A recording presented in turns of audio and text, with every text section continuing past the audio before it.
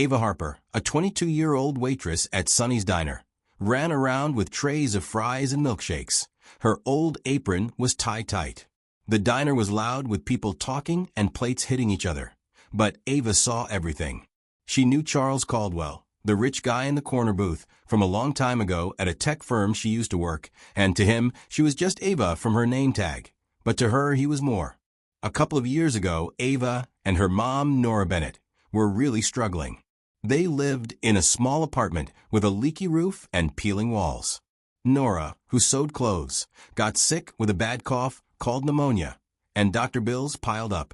They didn't have enough money, so Ava worked nights cleaning at Caldwell Tech, Charles's company, to pay for rent and medicine. They ate cheap noodles most days just to keep up with their expenses. Nora looked worried all the time, scared they'd lose their home, and Ava cried at night, feeling tired and afraid but trying to stay strong for her mom. When she worked at Caldwell Tech, she often saw Charles in his office, working late, looking tired but kind. One night, she dropped her cleaning stuff, and he helped pick it up, smiling. "Long night, huh?" he said, his voice warm. She heard him talk about making tech to help people, like apps for schools or tools for hospitals, not just to get rich. But his girlfriend, Chloe Sterling, was always there, looking pretty with fancy clothes and a fake smile. When Charles was around, Chloe acted sweet, saying, "You're so smart, honey." But when he wasn't looking, she was mean, yelling at cleaners like Ava, "Move your gross mop, or you're a nobody." She knocked over a janitor's bucket and laughed, and one time Ava heard her on the phone, planning to trick Charles into buying her a fancy apartment and jewelry, saying, "He's so easy to fool." She even got a worker fired by lying, just because she saw the lady talking to Charles. In front of Charles, she acted like an angel, giving to his charities. Ava saw her true self, but Charles didn't. She liked him a lot, his kindness helping her through tough times, but he didn't know her name.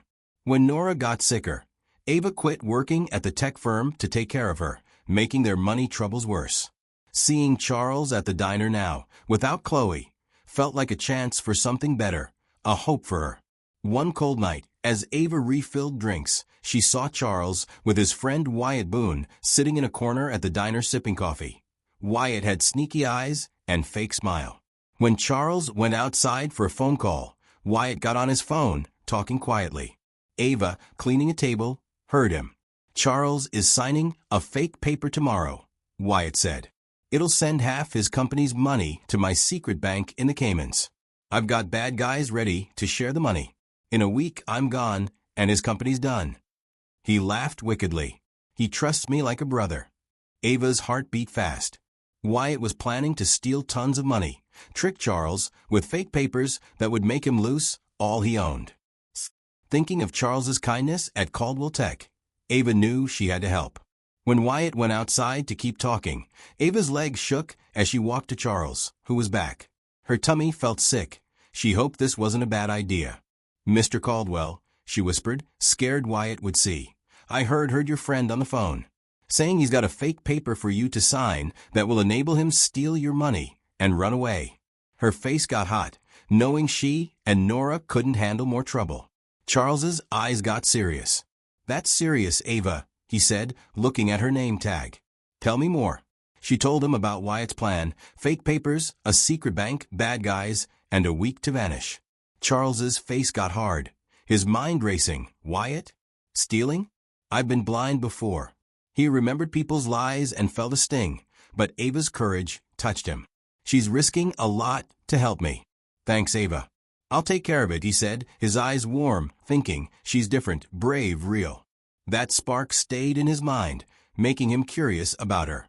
The next morning, Charles sent a shiny black car to Ava's old apartment, its bright rims like stars. It was way fancier than her rusty bike in their poor street. He'd stayed up all night, his mind spinning after Ava's warning. He'd called his lawyer, who confirmed Wyatt's fake papers, saving his company. Charles felt grateful but shaken. Another betrayal hurt, like Chloe's lies. He thought Ava didn't have to help. She's got nothing to gain. She's kind like I want to be. He wanted to thank her in a big way. A car could help her, make her life easier, he thought, picturing her tired face from long diner shifts. I want to see her again, know her story. He wrote a note. Ava, you were so brave. Want to have dinner tonight to say thanks? Charles Caldwell. A man in a suit gave Ava the keys and note. Ava's mouth fell open, touching the hood, but her mum, Nora, came out, arms crossed, her face tired. Ava, rich guys like him don't give stuff for free, she said, sounding mad. I hope you don't get hurt. Ava nodded, hoping Nora was wrong. That night, Ava went to a fancy restaurant with Charles, wearing her only nice dress, old and faded. She felt small among shiny lights and fancy glasses, scared she'd spill something, thinking of going hungry. Charles's smile made her feel better. Why'd you tell me about Wyatt? He asked, his eyes shiny. He was a very handsome man. Ava shrugged, her cheeks warm. It wasn't right, him hurting you. She didn't talk about Caldwell Tech or Chloe, too shy, with Nora's warnings in her head. Charles leaned closer, thinking, she's so honest, so different from Chloe. You're brave, Ava. Really special, he said, his heart warming. As they were eating and enjoying the evening, he got to know her more, and whenever he looked outside, he noticed someone had been watching and following them, a man in a dark coat outside. And Ava's scared face, when she also noticed someone was watching, made him think, is that Wyatt? I need to protect her. Just then he notices that his feelings for her grew. This dinner sparked something new, but then came trouble. Wyatt found out Ava told on him and ran into the diner one night when it was almost empty, the open sign blinking. His face was red, and he yelled, "You ruined everything." His voice shook the windows. My friends don't like people messing up their plans. You're in big trouble. Ava stepped back, her heart beating fast, holding a rag tight. A few customers froze, and her boss, Mr. Jenkins, peeked out, scared. Wyatt pulled out a small knife, its blade shiny. You should have stayed quiet, like those cleaners, he said. Ava's legs shook, but she wouldn't give up. You're a bad friend, she said, her voice wobbly but strong. Before Wyatt could jump, the door banged open. Charles ran in, looking angry, his suit messy. He'd been waiting outside to drive Ava home, worried about Wyatt following them. Leave her alone, Charles said loudly, standing in front of her. Wyatt laughed, waving the knife. You trust this nobody? She wants your money, like Chloe. Charles didn't move. She's better than you. Wyatt swung the knife at Charles's arm, but Charles moved fast, grabbing a chair to block it. Customers screamed, hiding under tables. Ava held a coffee pot, ready to hit, her heart racing, thinking of fighting if necessary. Sirens screamed outside. A customer had sent a distress call to the police. Officers ran in, pushing Wyatt to the floor, his knife falling. As they handcuffed him, Wyatt yelled, "You'll be sorry. My guys won't forget." Ava's legs felt weak, but Charles touched her shoulder. You're safe now, he said softly. She nodded, her fear fading, feeling a warm spark from his touch. After the scary night, Ava felt closer to Charles, and he wanted to thank her more. He invited her to his huge house, where she met Zoe, his fun 18-year-old sister with curly hair and a big smile. Zoe liked Ava right away. You're like a superhero, Ava, she said, excited, when Charles told her how Ava stopped Wyatt, who was sneaky, like Chloe. Unlike the fancy people in Charles's world, like Chloe, who called Zoe annoying, Ava was nice and real. Zoe wanted to be her friend, especially since Charles liked her. At Ava's first visit, Zoe pulled her to the game room, showing off at pinball. When Ava stayed too long talking to Charles, her cheeks red from smiling, Zoe ran in, laughing. Hey, stop stealing my brother, she teased, grabbing Ava's arm. Come see my room. Ava felt shy, but happy as Zoe showed her a cool bedroom with posters, twinkly lights, and comic books. They talked about school and dreams, Zoe saying, You gotta open that cafe. I'd eat there all the time. Ava laughed, feeling comfy with Zoe's fun, like she wasn't alone anymore. Zoe turned the mansion's living room into a dance party, playing loud music and teaching Ava silly moves, giggling when they tripped. While Zoe made Ava smile, Nora wasn't sure about Charles at first, her heart heavy from their hard times. Rich guys like him cause problems, she said when the car came, her voice tired from worrying about losing their home. When Ava found a scary note under their door, You'll be sorry, waitress, Nora got more scared. Stay away, Ava. "We've had enough pain," she said. But Charles's kindness started to change her mind. He heard Nora was sick and sent food, fruits, soups, her favorite tea, without asking for anything, helping when they used to go hungry. When Nora's got very sick, Charles paid for the very expensive treatment, saying, "Ava needs you safe." Nora wasn't sure, but saw he was different and good. Charles started coming over more, bringing Nora gardening magazines or helping her cook dinner, joking about burning toast. He fixed their creaky porch step, sweating but smiling. Nora told him about Ava's childhood, and he listened, saying, "You're a great mom." They talked more, Charles visiting to help with her garden or bring seeds, chatting about Ava's dreams. When Nora got a cold, he sent a doctor for free. After Wyatt's scary attack, Nora saw Charles protect Ava, standing up to a knife. He brought Nora a warm coat, saying, "You raised a great daughter." He helped Ava throw a free dinner for neighbors at the diner, washing dishes with Nora and joking about her spicy chili recipe. One day, he sat with Nora at the diner, asking about her sewing, saying, "You're so talented, Nora." She smiled, feeling like a friend. "He's not like other rich people," Nora told Ava, her face soft. "He's good to you and cares about us. I'm okay with you two now." Ava hugged her, happy her mom trusted Charles, feeling their hard days were lighter. With Nora's approval, Ava felt braver about her feelings for Charles. One evening, at his mansion, they sat by the fireplace, Zoe out with friends. Ava's hand shook, thinking of her feelings. She was head over heels in love with this gorgeous, kind man. She had to tell him her secret. "Charles," she said quietly, "I knew you before the diner. I cleaned at Caldwell Tech. I saw you working late, talking about helping people with your tech. You were so nice. One night I dropped my cleaning stuff and you helped me, saying, 'Long night, huh?' I never forgot that, especially when Mom and I were so poor we barely ate." Her face got hot. "You had Chloe then. She was pretty but mean, calling us cleaners nobodies, knocking over buckets, and planning to trick you for fancy stuff. She even got someone fired for talking to you. But she acted sweet around you. I was just a cleaner, struggling, but your kindness kept me going." She looked down, scared he'd laugh. Charles's eyes got big, then soft, and he smiled sadly, thinking, "She knew me then? And never said anything? She's so strong." "Ava, I wish I'd seen you then," he said kindly. "Chloe tricked me and hurt people. She's gone, and I'm glad that I found you. You're amazing." He held her hand, his mind full. "She's been through so much, yet she's so kind. I want her in my life." Ava's heart felt full. Her secret and Chloe's mean shadow were gone, along with some of her and Nora's pain. They held hands, the room warm and special, like nothing could hurt them. This moment made Charles realize he really liked Ava, not just for being brave, but for her kind heart. After that, Charles started to fall in love with Ava. He loved how she cared about people, like giving extra fries to kids at the diner. He smiled when she laughed at his silly jokes, her eyes bright, thinking, "She makes everything better."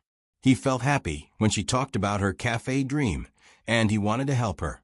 One day, after a long work meeting, he asked her to go on a real date, not just a thank you dinner. "Ava," he said at the diner, his cheeks red, his mind nervous. "What if she says no? But she's special. I like you a lot. Will you go out with me, like to the movies or a picnic?" Ava's heart jumped. She had waited for this moment for so long. She said, "Yes." They went to a park, ate sandwiches, and fed ducks, laughing when one stole Charles's bread. He thought, "She's so real, not like Chloe. I'm falling for her." He loved how she made him feel calm. He started inviting her over after tough work days, and Ava noticed he looked tired. One night, she brought him homemade soup and cookies when he got home late. She knocked softly, and Charles woke up, surprised but happy, thinking, "She cares so much. I love this about her." "Ava, you're here," he said, smiling. She gave him the food, saying, "Eat then sleep." He ate, thanking her, feeling warm inside. Her care made him love her more, knowing she was real and kind. Ava kept visiting Charles's mansion, and Zoe made it so fun. They had a water balloon fight in the big backyard, getting soaked and laughing. Zoe taught Ava to skateboard on the driveway, holding her hand when she wobbled, saying, "You're awesome."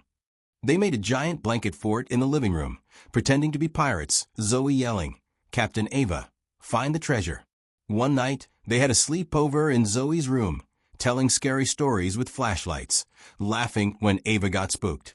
Zoe saw Ava was nervous about the fancy house and said, "It's just a big house, but it's home with you here." She gave Ava a cozy blanket and showed her how to work the huge TV for cartoons, making her feel like she belonged. When Charles came home tired from work, Ava was there, bringing him mac and cheese or a sandwich. She'd knock softly, and he'd wake up, his face lighting up, thinking, "She's my safe place." "Ava, you're here," he'd say, eating happily before going back to bed. Zoe teased, "You're spoiling him," but loved how happy Ava made her brother. Ava's new life felt like a big change from her and Nora's tough times. After Wyatt got arrested, his fake papers and bad guy friends found out by Charles's helpers, the diner got super popular thanks to Charles's gifts, new lights, tables, and a music player with Zoe's favorite songs. Ava saved money for college, taking night classes about running a business, her books spread out at the diner, a dream she couldn't imagine when they were poor. The car became her way to visit Zoe, take Nora to the doctor, or drive school friends, easier than their old, broken life. Charles made her feel special, not just a waitress. They went on walks, talked late at the diner, his hand touching hers. Zoe kept things fun, pulling her to arcades or making cookies, laughing about Charles's lovey-dovey eyes. "You're stuck with us," Zoe teased at a carnival, winning Ava a stuffed unicorn. Zoe planned a picnic by a lake with Charles and Nora, who laughed when Zoe's kite fell. Nora, now happy with Charles, came to Sunday dinners at his house, sharing recipes with Zoe, a big change from eating noodles. Ava felt weird at Charles's fancy parties, scared she'd mess up or meet someone like Chloe. Zoe helped, showing her which fork to use and saying, "Spill anything. Charles doesn't care." Charles listened to her worries and cheered for her school, making her feel like she fit in. One night he said at the diner, "You're my home, Ava." She smiled. Ava's love with Charles grew into a super special moment that showed they'd be together forever. A few months after Wyatt's arrest, Charles planned a surprise at the diner, where their love started and her and Nora's struggles faded. He closed it early, putting up twinkly lights and a table with candles and lilies, flowers like her old name. Ava walked in, thinking it was a normal work night, and gasped, her heart beating fast, remembering her tough past and Charles's kindness. Charles stood there, in a cozy sweater, his eyes nervous but happy, thinking, "She's my everything. I want her forever." "Ava," he said, holding her hand, "you changed my life. You saw me when I didn't see Chloe or Wyatt's lies. You and your mom fought so hard, and you're so strong. I want us to build a life together." He showed her a scrapbook with pictures Zoe took, them laughing in the park, eating ice cream, Ava with frosting on her face from baking with Zoe. It had notes from Nora saying, "You make my daughter happy," and a drawing from Zoe of Ava's dream cafe. Charles's voice got quiet. "I want to help you open that cafe, as partners." And he pulled out a little box, his mind racing. "I hope she says yes. I'm not asking you to marry me yet, but I want to be yours forever." He showed her a pretty ring with a tiny star-shaped blue stone. "It's a promise ring for our future." Ava's eyes got teary, thinking of how Charles loved her for real. "Yes," she whispered, putting on the ring, her hands shaking. They danced to the music player's soft song, Ava's head on his chest, feeling safe. Zoe ran in laughing, "I knew it," and hugged them, since she helped plan it. Nora, invited too, smiled from the door, her worries gone, happy for Ava after all the tough times. This promise ring and cafe dream showed their love was stronger than Chloe's lies, Wyatt's danger, or Ava and Nora's old struggles, lighting up a happy future.